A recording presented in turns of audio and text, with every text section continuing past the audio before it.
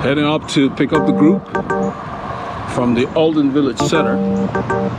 The sun is just about coming out, a little after 7 o'clock in the morning, and hopefully we'll get some clips for you all. We'll try to do something. We may film later in the ride once we really get the core group together.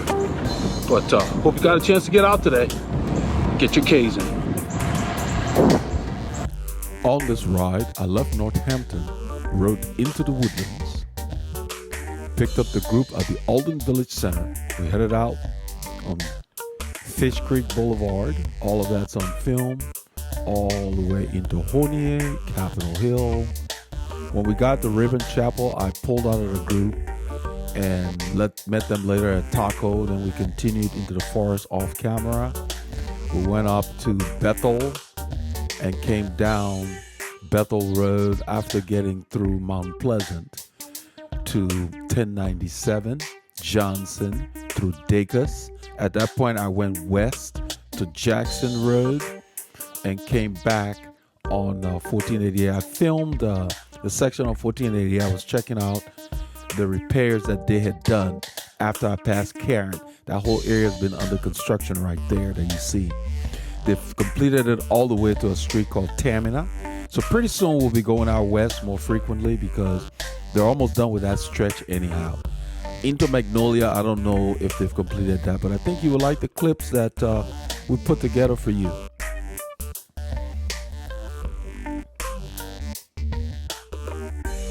Abby's here. Abby's here. Okay.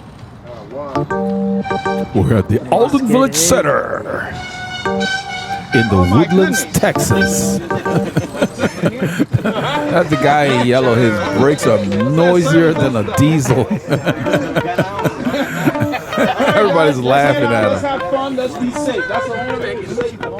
All right. So yeah, my group is only cautioned to be safe and enjoy themselves and have fun. And whether they take it literally to mean that we should ride haphazard or not, I'm going to clarify in future meetings. But basically what it means is we don't have any speed governance here. When we get enough people, we'll split up where necessary. It makes no sense to say the group's going to do 22 when you don't know what the conditions will be. Because 22 miles per hour with a tailwind for this group, you might as well stay home. And I'll tell you what it was. Car left. Let's go. So I don't do that. Let them ride. If they're going faster than you want to do, have the discipline to let them go. Man? Been all right. Yeah. Actually, I hurt myself. Yeah. I tore a muscle. Oh yeah. But now I'm running 90. How long did that last? It's still there. So I'm trying to heal up. We don't even know that you were 90. Yeah. No, we were way below that. So we'll see how it goes. Right. Yeah. Well, it's gonna be just nice and steady. So I think That was the plan. They never follow the plan. Yeah. They have no discipline. So I made it clear on the board after the ride. I said the ride this week made no sense. And we got all the little riffraffs out of the closet started making comments. They had no clue what I meant. There are a lot of people that ride bikes and don't understand cycling. I hope you know what that means. So don't waste your time on them. Just ride your bike. When you get tired of them, just turn and change your route. Good morning, sir. How are you? Better every time I see you.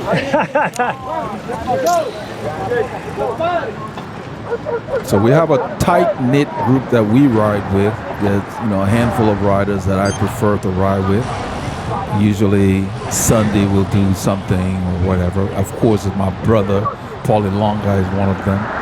We do our own thing and we really ride.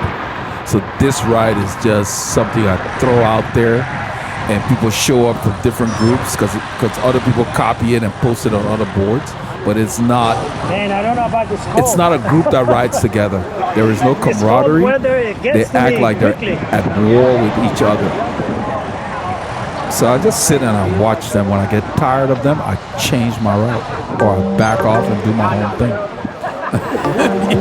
That's what you have to do. But what I'm going to stress is that we ride as a unit, meaning you can see we're two abreast here. There's a guy over there on the right. He's on the shoulder, so it doesn't matter. But you want to keep the group uniform. If you're doing single file, we all do single file. We always get people hanging out on the side. You guys have heard me say that. Then people will say, car back, they don't want to move. I don't say much, but I'm going to let them know you're going to ride with us. When they say car back, you need to make sure you're part of the group. Otherwise, it's you they're saying car back for. Nobody's hired to say car back for you. You want to hang out in that lane, you better pay attention. When you get buzzed a couple of times, you don't move over. You wonder if they ride solo at all, because they ride like they don't have any sense. So all over the road, we got some of them that run red lights. You've seen it, it's on film. And they've been riding for years, taking chances. I don't do that.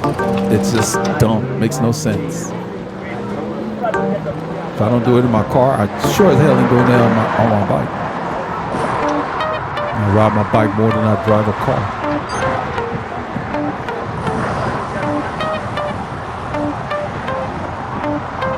So we're gonna tighten things up in our group.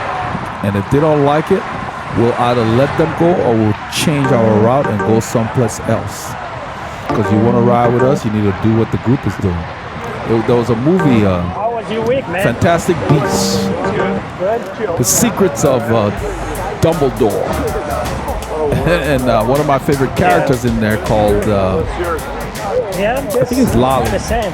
Easy, but She said, Jacob, stay with the stay group. close to home. Those of you who are fans of Fantastic Beasts, you know what I'm talking about. I like those kind of movies that make you think. Yeah, it gets warm. So you're riding with the group, stay with the group. Be a part of the group. You don't want to be a part of the group, ride by yourself. The roads are open for everyone. Yeah. This cold weather just gets And to then me, man. make sure your group Pierce through me. is inclusive, because our sport is dying because we have this elitist image and it does not yield growth. Include every level, and that's what I made clear on the board. That's my plan for this group. Whether that transpires, we'll see, but that's my plan. I don't care to ride with the same 7 people all year. That's boring.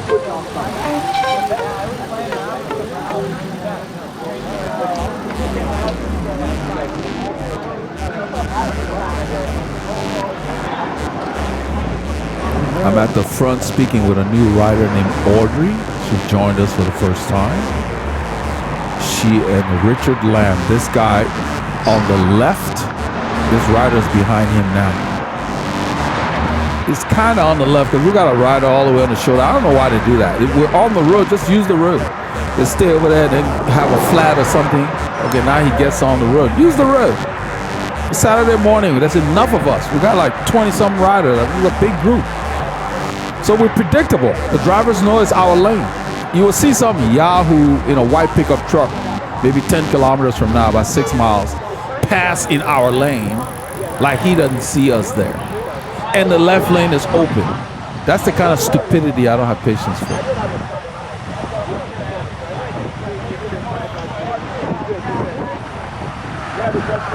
As Bugs Bunny called them, maroons, aka morons. It's like you got a clear left lane, you can't use it. You know. And then a couple of other ones pass, and then the one guy's making a right turn. It's after the overpass, making a right turn, and he acts like he can't get behind us to make his right turn. They do the same thing when you're driving your car. They'll get in front of you knowing they're going to be turning in 10 meters. And then you have to brake, and you're cruising. So people get pissed off on the road. It's just rude. What's up, My my brother bro? from another mother. Yes, sir. My brother from another So you mother. see Richard Lamb up there with the Good, white man. jersey and the stripes on Just his talking back. about you getting He's the out. one that's riding Showing with up at the Aldred. last minute. I'm with the in the front right now. We were They're just doing about to 20 leave. miles, and he told me, he said, you know, we're just out for 20 miles. We're gonna roll with you guys, and that's about it. So I told Audrey to use the website to contact me. We can add her to the group because she's trying to get back to riding. She's experienced, but I think she's been away from riding for a bit. And that's kind of good to know because I told her, I said, just contact our website. When you come, we'll just form a different group. If the group is going too fast, we'll do something a little less intense. But we've got to get more faces coming out than the same old people, because what these guys do in the air, they're like locusts. They have no allegiance to a particular group. They go from group to group, and they do things that run people off. Then when that group dies away, they go to another group and kill it. You know, like the guy in what's his name in the Matrix, Agent Smith said human beings are like viruses. And so those of you who watch the Matrix, that's what they're doing. They go from group to group. Their own group have trouble, then they go to another group. They go to another. They don't even try to understand what the groups are doing. They just show up and do whatever they want, and that runs off some people. So when that group dwindles down, then they go to another group. Kind of like you eating all the grass in one area instead of letting it grow up. And then when there's a famine, then you go look for another green pasture. Just make room for one That's more how they rider. are. So they show up every now and then to see what kind of a mess they can create. So we're not going to tolerate that. I'm going to let them know you riding with us, you're going to look like you know what you're doing. You're going to be safe. You want to run red lights, ride by yourself, or find another group. We don't do that here. I've been ignoring this fact a lot. A lot of people that ride bikes, they're learning nothing about the sport. They just ride every day and they're clueless. So it's like you need to pick your spots and know who you follow. So this is the guy in the pink jersey, that guy on the right, that prompted me to, well, he didn't prompt me. I saw him pulling in the forest. Jason. He pulled for a long time. Paul just called his name. I wouldn't remember He pulled for a long time, and so when he got through pulling, they attacked him, and so he fell off the pace. Well, the problem is, why should he pull again? I wouldn't. Yeah, I've ridden If I'm trying to help your group and you attack me, forget you. Even when we competed in a breakaway, you start attacking a breakaway, nobody's working with you. You're on your own. So you better be able to attack them and keep going. Unlike that situation, these guys will raise the pace and they can't continue. Then they sit up and look at each other. That's all they do. It's a big show.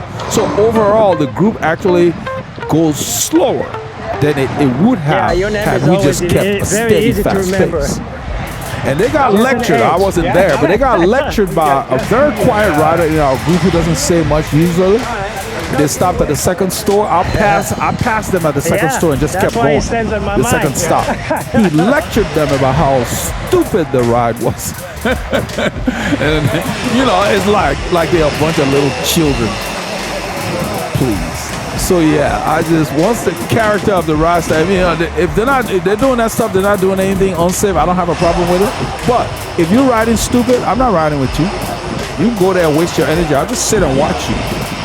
I'm not going to help you do something dumb, because if you can't sustain it, what are you doing it for? If I attack, I'm going to keep going. I'm not sitting up. I'm not going to open a gap and then sit up. And another thing they do around here is you wait for them to get dropped. You're trying to pull them back. Then they want to attack you. I had to ask one guy this week, I said, what are you doing? he didn't even know what he was doing. I asked him, what are you doing? I said, you can't catch them. You can't drop me. So what are you doing?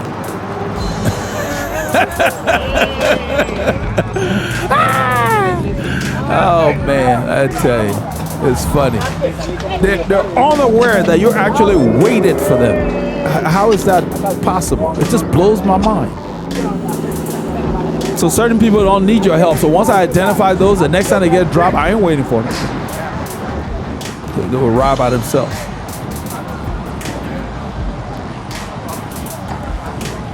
Everybody cannot be saved.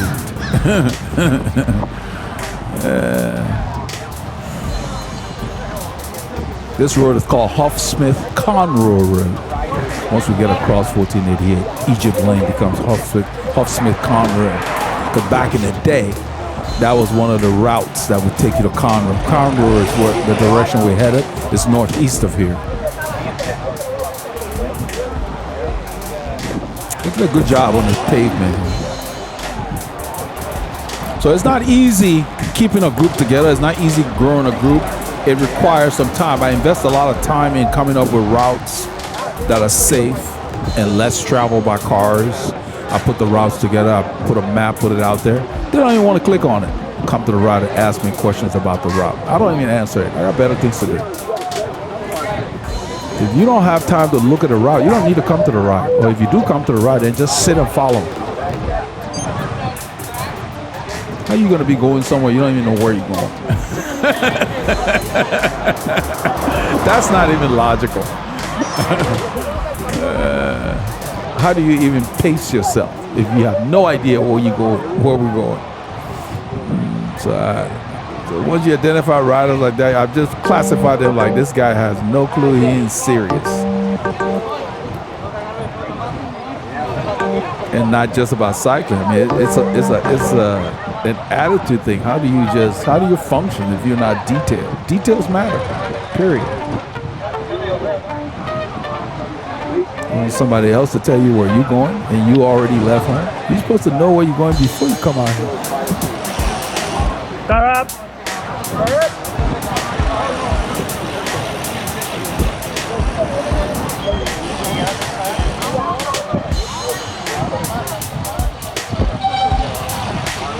Car left. We stop, then the guy waves us through. Then I click in and go. So now when I go, the whole group can go because we're a train. We're together. Another one of the issues in our area is we don't really ride together. Other than our close-knit group that I can count on one hand, most of the people that show up for these rides, they don't come to ride with us. They act like they're at a race. They act like they're your adversary. I posted that on the board too during that conversation when I was talking about this guy and why should he come back to pull after you attacked him. You know, and the responses just told me I was wasting my time. So of course there was a cessation of the conversation. I decided to no longer bother participating. There are just certain people who can't be taught. There's no point in getting into that. So, you know, but they come. And so what happens is that nobody wants to pull because they ride together and they always attack each other. So none of them want to go to the front. So they start sliding back. You'll see as soon as we turn on Fish Creek, just watch. You'll see what I'm talking about. They slide, they play all kinds of games to slip to the back and sit there all day. Well, it's not easy in the back either. Because if somebody stretches it for the front, you got to put your nose in the wind. You got to work. So, you know, sitting in the back sometimes you work harder than if you were in the group.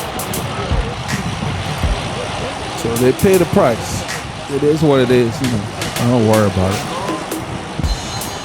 We get to that corner and there are a lot of cars, so we got to wait. I'm not going to turn knowing that the group cannot turn behind me safely.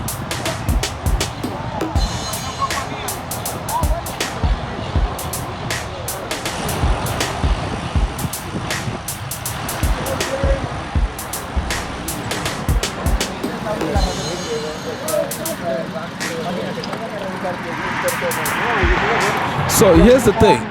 We're taking up too much of this corner. If a car were to be coming, they'd have to get out of the way right there. They're in the other lane. It happened one day where we're standing here. The same thing.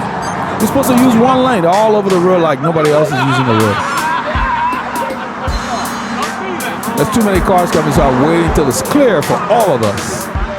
And I'm going to start the group out, you know, and then pull off and drift to the back.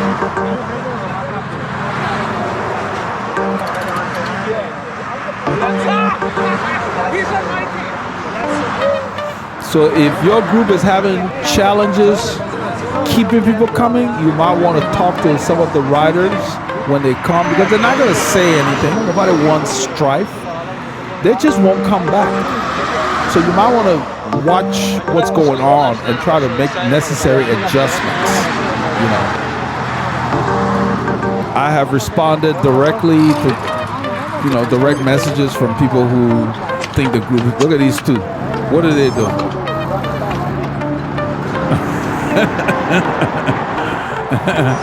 Anyway, what I'm saying is people have contacted me, as I mentioned before. Oh, the group's too fat, blah, blah, blah. I said, well, just come. If you come, I'll ride with you. Doesn't matter. I'll ride hard during the week. I don't need to ride hard on Saturday. I can ride with you. I will just pull more. That would give me a good workout. So I'm hoping more of them come because they're uncomfortable coming to the group because they have no idea what to expect. And what I explain to them is, if you show up, we'll split up and find a pace for that day. I don't need to predetermine what speed we're going to do because it means nothing. 16 miles an hour into a headwind can be zone 4. So what am I going to put a speed limit there for? Please. Speed is not a good predictor of performance. That is not a metric. That's why they use power meters and they use heart rate monitors or whatever. That's it. The speed doesn't tell you nothing. Your body doesn't give a crap how fast you're going. Talk about how hard you're working. That's what matters. So if the group is working you too hard, then you let them go. You drop or you stay as long as you choose to, and then after a while you let them go. Then the next week you come and you hang on. But if enough of you come, then we set up a second group who can ride together. Around here though, you'll have a second group, and the geniuses from group A, when they fall off and come to group B, they want to try to do group A's speed, which they could not hold when they were with group A. They want to do it at group B. So we had a local guy on another ride, I think it's like a Tuesday night ride, who set up a later ride and made it clear. Don't come to our ride to do the crap you all do at 5:30. But we're setting up this ride so we can ride steady together and be considerate of others. We have a lot of self-centered cyclists in our area that don't care about anybody but themselves. And that's why these groups are dying. And they wonder why they have nobody to ride with. You're going to advertise a group ride, then ride away from the people that show up. So what's the point of advertising? It's like a merchant advertising his product. Then you show up at his store and he shuts the door. So he makes no sale. You know, I mean, that's just dumb.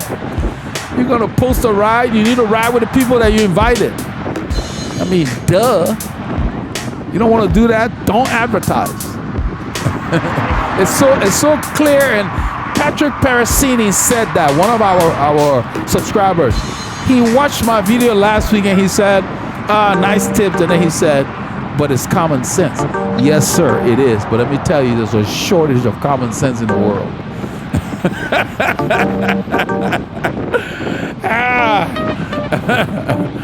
Yeah, man. So yeah, don't take for granted because what you think is obvious that everybody else sees it. No, there are slow people out there too. Those slow children, the slow children crossing became slow men working. We make a joke on those signs when you're driving. You see slow men working, or slow children playing, or children crossing. You know. So yeah, we got slow people too. They don't get the obvious. They miss everything. And then we have Terminators that see everything. Man.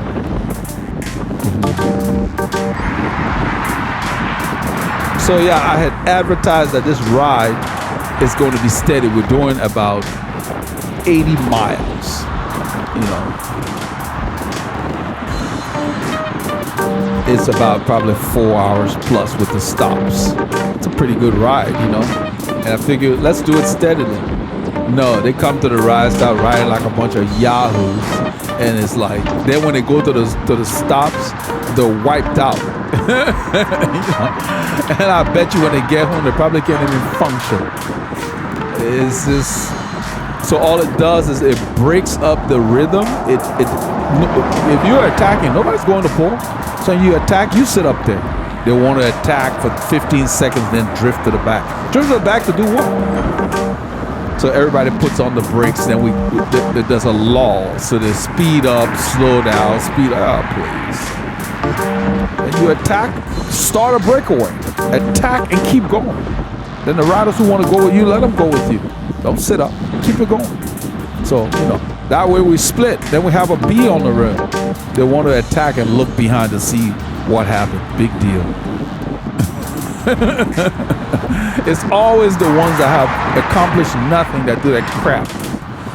Riders who've done some serious riding, they don't ride like that. It makes no sense. They got bigger fish to fry. And that's every social group. The people who got nothing going on make the most noise.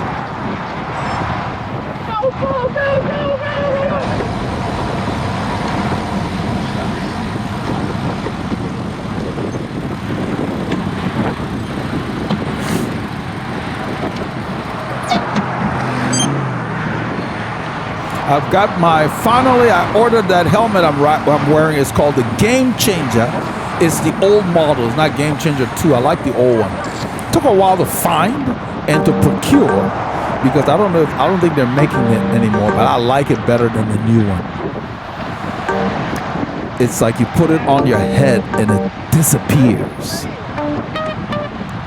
You just feel the air all over your head. Even though it's an aero helmet, it breathes really well.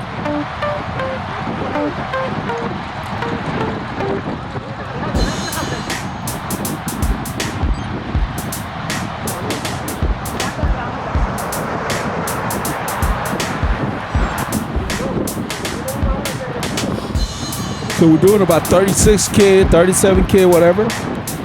If you keep this steady, we can cover 80 miles in under 4 hours. But that would make too much sense.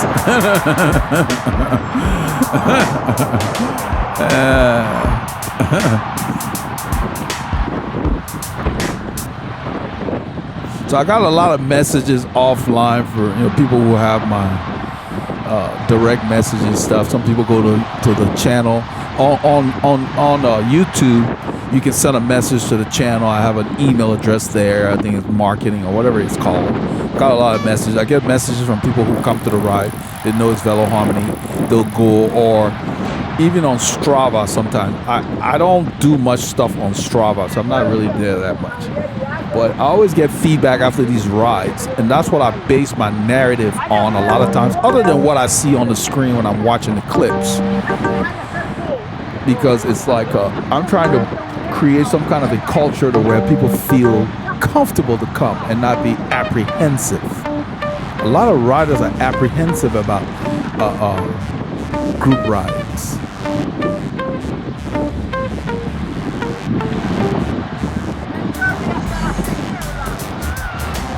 We had a lot of people talking in the pace line. You can hear it. I kept, you see me turn around because I thought something was wrong. They were very loud. They need to learn to shut up and ride. You see me look back? I thought something was wrong. Just shut up and ride your bike. Because if you're exclaiming in a group, I'm thinking maybe there's a mechanical, somebody has an issue, you're a distraction. I don't know why people can't just come to the ride, say good morning, and shut up and ride. You want to talk? We'll get a coffee table somewhere and sit down and talk. It's time to ride. Because when they start doing that crap, that's when crashes happen. One time this guy took down Abby and then admitted he wasn't paying attention. He hit a speed bump that everybody had pointed at. The one of those that covered the whole road. It was on a private road, Old Plantersville. A totally unnecessary crash caused a lot of injuries. Just made no sense. I haven't seen him back here since. And he said, oh yeah, sorry, I wasn't paying attention. That doesn't cut it. How are you going to be riding a bike not paying attention? That's like telling the police officer, I had a crash in my car. Sorry, I wasn't paying attention. He's supposed to pay attention for you. Please, when I ride my bike, I watch everything because I've seen a bunch of people go down around me. You guys have seen on film, we had a crash. right in front of me. I was there. I saw everything develop. I had no choice. I ended up damaging my wheel. But yeah, if you're paying attention, you can make decisions. You give yourself choices. Like, okay, I can do 1, 2, 3. I mean, in a split second, you have choices. But if you're not paying attention, that's it. You just go down. So no, I watch everything. I'm riding my bike. That's all I'm doing. Whether in the group or solo, I watch everything. But you lifting or you just wearing a really tight shirt? Yeah. Actually, I put the gym in my closet. Did you?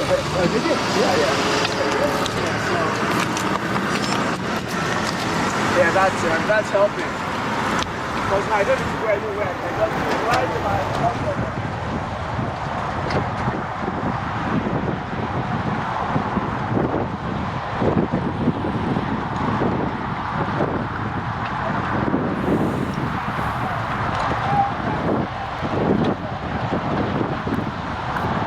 That's the Pedal Mafia. I love the way that jerseys fit. Our kit is on the way. I'm gonna do the review of Pedal Mafia as time permits this week. I've been time crunched. I get a lot of keep it up. Thank you. We love this. You're sharing. But other than the people who are members of the channel that encourage, I mean, basically they give me the ability to stop doing my commercial stuff and make videos for YouTube. All the people that are saying thank you all the time. Throw me a super thanks now and then. Buy me a cup of coffee. Buy me some Gatorade. That will allow me to keep doing more of this stuff. We're all pressed for time. So I thank the members of the channel that enable me to keep this thing going, because the YouTube AdSense, you can't live off of it. So yeah, the thank you's nice, but every now and then surprise me. Get me a cup of coffee or get me a Gatorade. A super thanks would be nice. Look at that, somebody forcing the pace again. This is what I'm talking about. On an 80-mile ride, you don't ride like that. You keep it steady. You can ride without gapping people because they have to work so much harder. I talked about it on the last video where I said everybody will get to the front with a little less in the tank. That's not riding together.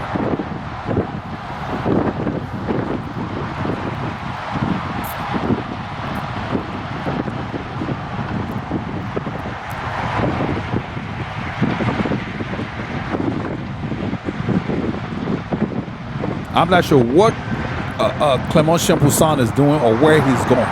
And I don't think he knows either. He should have just stayed back there. He's going to ride out in the wind on the left. Richard had just pulled off. He's drifting back. Richard told me that he was only doing 20 miles today. He and Audrey, the lady I was chatting with, she's on the right here. I think you'll see her brother drifting back. They're going to go back. They're going to turn around probably on Leah Drive or somewhere around here. Because they turned around before we got to Raymond Chapel. That's probably why Richard is drifting back.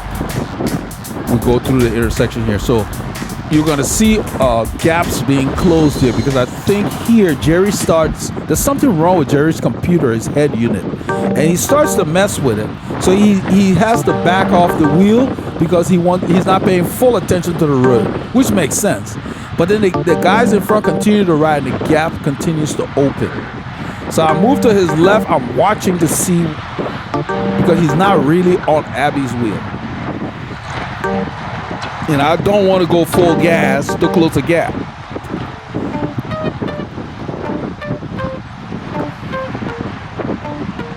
So the gap continues to open, so I move around him.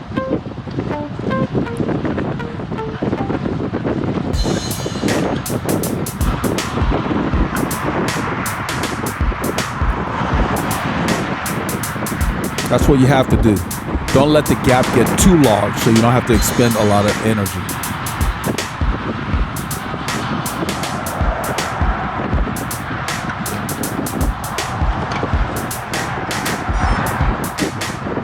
The fog just came out of nowhere.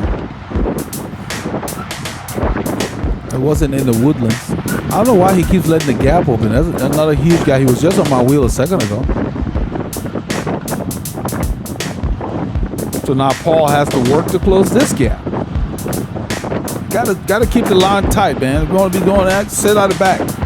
When you're in the line, keep it tight because you're just causing everybody to expend unnecessary watts. They're wasting energy. The whole point of drafting is to be on that wheel and save a percentage of your energy.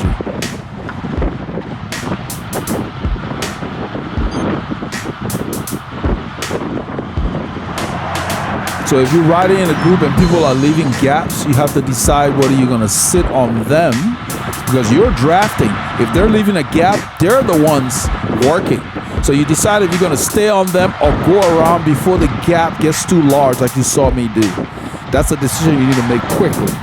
Because the longer you stay on them, if the gap continues to grow, before long, you guys are half mile off the pace. And then what are you going to do? You're going to have to make a big effort, take a big turn to get back to the group. So you got to make quick decisions.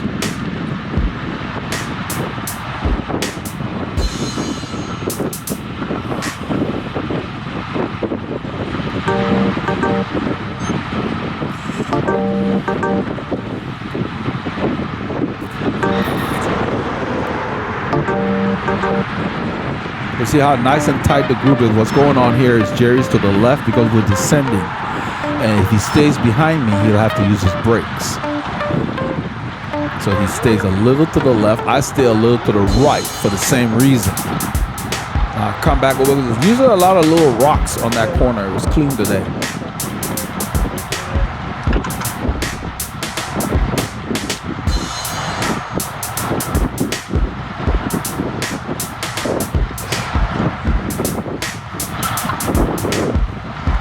So my right leg, I found out was bothering me today. I had twisted it. I had paid it no mind. I had used a little bench in my shop. My shop floor is very soft. It has a lot of cushions that are interlaced, just to soften standing on the floor all day doing stuff. And I put a little bench that you use when you're reaching up on the shelf or whatever. That's what it's designed for. The issue was when I stood on it, it sunk into the foam and it moved a little bit, and it caused me to, I ended up jumping off the thing, but my leg twisted a little bit. It was like a couple of weeks ago. Everything seemed fine, but then last week at the end of the ride, I started feeling a twinge. And then this week, that's the Yahoo I talked about earlier. Look at the left lane, it's clear. He got to pass in our lane.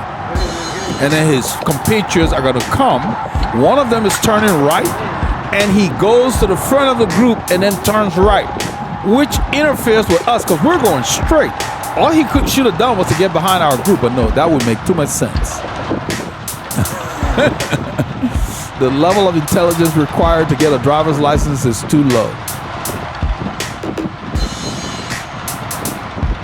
They need to give them aptitude tests, just like they do for SAT and other stuff. Instead of just say, oh, you're 16, you can get a license. That should not be the requirement. From common sense, as Patrick said. So these guys are going straight now. Mr. Man in the back, that one, he's turning right. We're almost at the turn. He gets right in front of the group and turns. Look there. Idiot. As Bugs Bunny said, maroon, aka moron.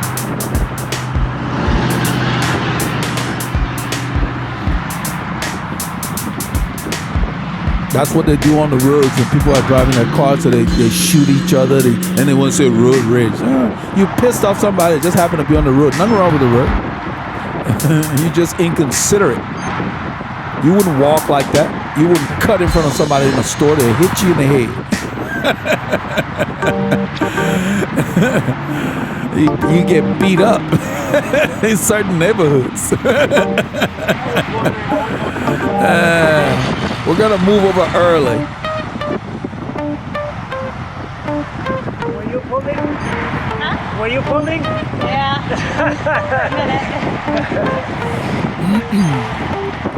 That's the pirate. The pirate is back. She's been off the bike for a bit. She's been visiting in California. She's back. It's good to have her back.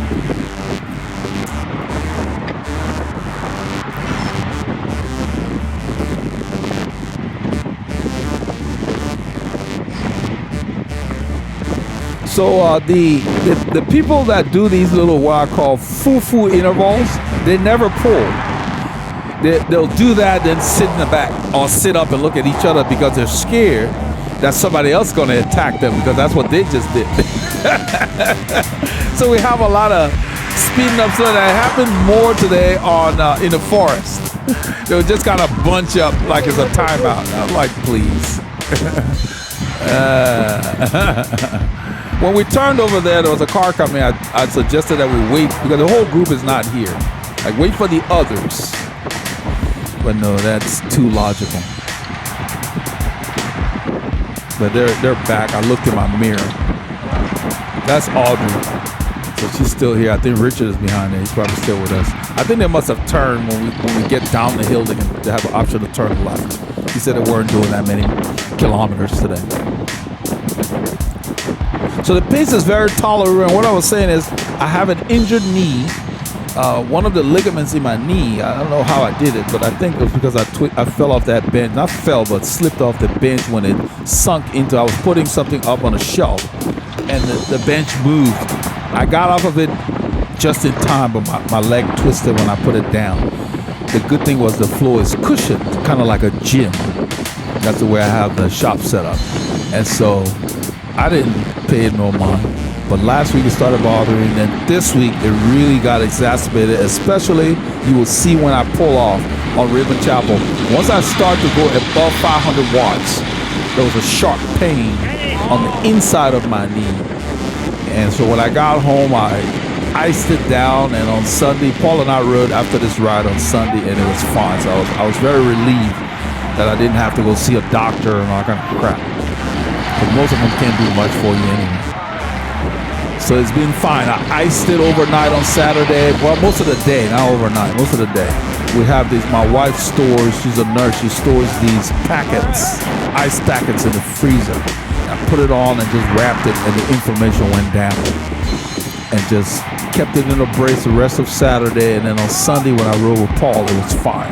And I told him, I said, that's what has been going on for the last 2 weeks. So hopefully that's resolved so I can get back to riding. But he's the only one I told. I don't say anything to these guys. If I'm having issues, I just let the group go. And that's the thing I say on this channel. You're not feeling well, you have a headache, you're dizzy, whatever. Pull out of the group. You don't want to exacerbate whatever's going on with you. You're not feeling like yourself, drop the pace, stop riding, whatever. You know how you feel. That's why you don't need to give much credit to, oh wow, this person got dropped. You don't know why. Maybe he just didn't want to ride with you. I've said that before. Maybe he don't like what you're doing, don't want to ride by himself. You got a lot of riders that turn off and just do their own thing. Like on this ride, right after I let the group go, Jerry went straight. The group was turning right. He went off to do his own thing.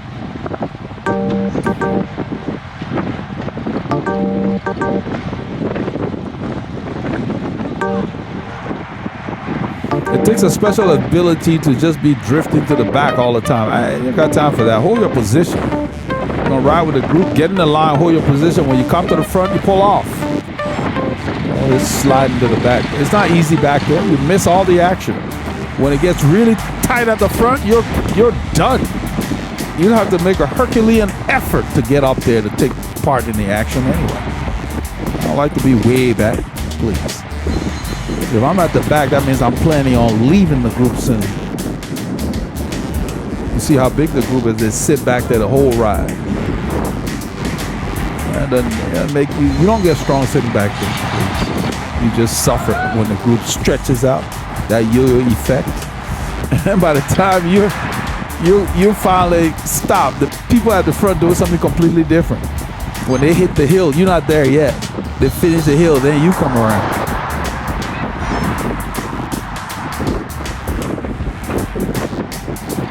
I mean, you can see my heart rate. I'm not even at sweet spot. But right now, I'm very uncomfortable. My right leg is bothering me, so I'm basically riding with just my left. I'm lightening the load. Every time my right leg comes to go down, I don't put force on the pedals. I use the left leg most of the time. And then so when we got on the hill and I had to expend a lot of wattage, just started to push in a little bit, you would see me wave everybody up and pull off. And that was it. So for the rest of the ride, it got better after I got to the store. I kind of stretched it out a little bit. When we got in the forest, I rode for a while. But once we got to my favorite hill on Bethel, the 7% brute climb, I like it. and I couldn't really put the power down. I was there, I just couldn't continue. So I was like, okay, let me just back off.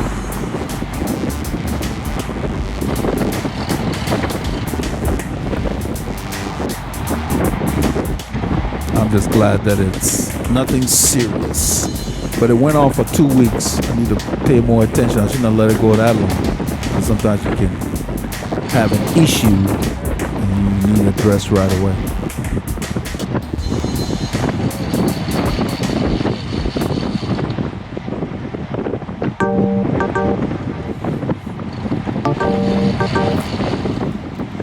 There's an intersection coming up.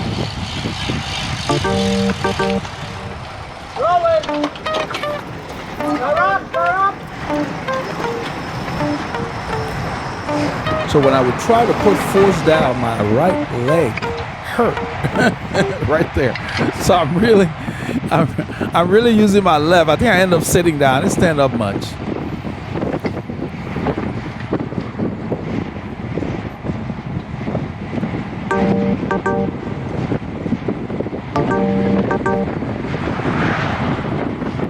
So when I got home, I checked my cleats. They were fine. They didn't move. I said, oh, it's not the cleat.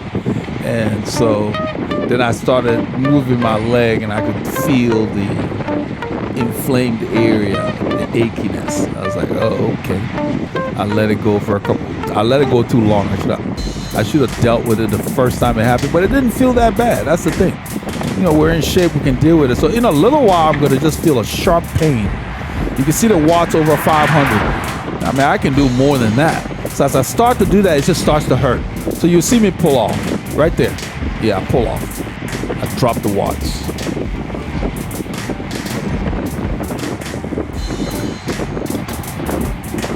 So I dropped it probably to like 250 or something like that. I just could not go. Usually I would do 600-700 watts if I need to. It was a little surge. It wasn't going that hard. My leg. So I was like, okay. So then I rode by myself to Taco Corner, and then once I got there, I stretched it a little bit, and then it felt better for a while. But once we got to the hill on Bethel, a 7% climb, everybody got excited, and I was excited too because I was right there. It was good. But once I started to go hard again, the sharp pain came back. I said, no, something's up. Your body lets you know. And I said, okay, we got to sort this out. So coming back, I went Jackson because Jackson is a more favorable terrain. I didn't want to do any more steep hills. And I'm glad I did. You will see the film towards the end here. After here, I'm going to switch to where I'm surveying the road.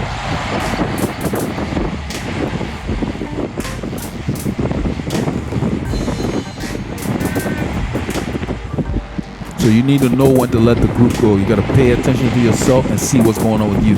You don't owe anybody an explanation. Just pull out. Do what you need to do. Till the next time. This is where Jerry went straight. I continue on the regular course. I decided to take a different route going back home. This is 1488. You see the yellow divider over there? They've been putting them out to separate the traffic because of the growth in the area. This is in Montgomery County, right outside of the woodland. The area on the right here, this is Thousand Oaks, and then we got like a bunch of neighborhoods on the side. But anyway, we used to be able to come out this way, but it's been closed for construction. So I'm headed east on it to see how far they've completed this, because I can always go through Windcrest and other neighborhoods to get back. But it looks pretty good. They've returned our shoulder. They were using our shoulder as a lean. You can see the little faded things here. They had this as a lane when they were doing the construction, but they've returned it. It's nice and wide. So I'm checking it out so that we can bring the group out here. I basically let the group go today because I wanted to do a more steady ride, and they were hammering back and forth, a lot of attacks and so forth. We get a lot of people that come from other groups. They just show up and they ignore what we're trying to do, and then everybody just follows them. So I just let them go, do my own ride. And so once I got to the second stop, I just kept going. So this is the tail end of my ride. I'm getting more Ks in than I had planned originally. So it will be over 170K, something like that, more than 100 miles. But you can see they've done a good job. You showed us nice and clean. And I want to see how far it goes. So we'll see. If it's all clear pretty soon, we'll be able to come out this way. But I like what they've done. So they've reduced the amount of opportunities for turns, because those center turn lanes can cause head-on collisions when people are careless. They go out of their way to keep these people alive, and in spite of that, they still get themselves killed.